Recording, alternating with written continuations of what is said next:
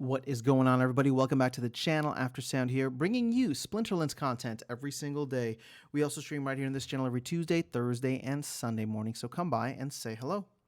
All right, guys, there's obviously been a lot of talk about the Soulbound reward cards. Many people are starting to max out several of their cards, and we're just getting to a point where, they've been out for over 9 months at this point, and if we do go another 3 to 6 months, I think the frustration, the impatience will only start to grow over time, and it doesn't seem like the team is quite ready to make that switch over to the new Soulbound reward cards.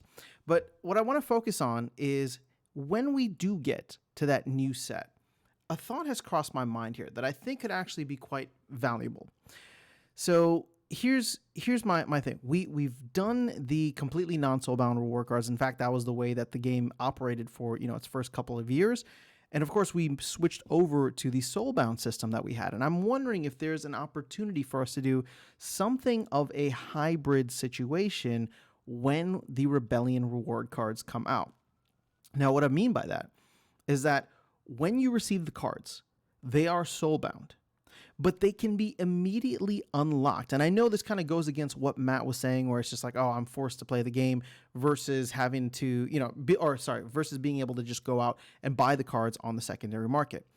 I think a lot of people want to be able to buy the cards on the secondary market. I think a lot of people want to be able to sell the cards on the secondary market. But here's the thing. We've learned our lesson where we don't overprint cards.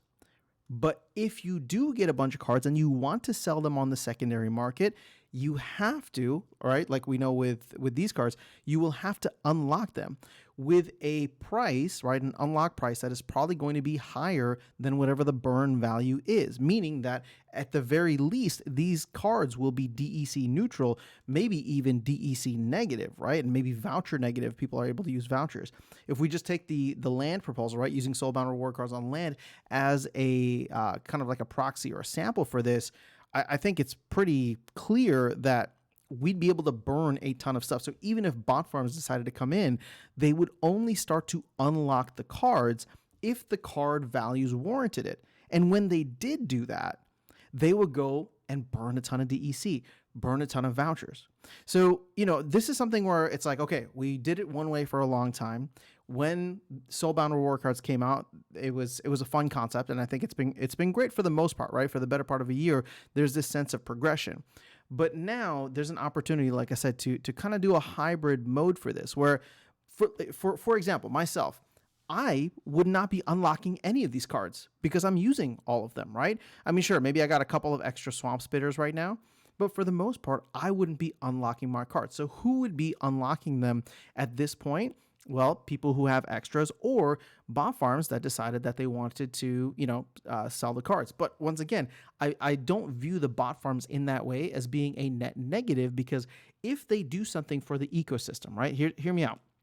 Let's say in order to unlock a common card, it costs 5 cents, right? Maybe it costs, and again, I'm just throwing something out there, right? Maybe it costs 5 cents. Well, that creates a floor, meaning that if the market determines that the card, the demand for cards is less than 5 cents, bot farms aren't going to unlock it. But if the demand for cards and the corresponding supply means that the price is going for 10 cents on the secondary market, well, then bot farms will do that. But here's the beauty of it.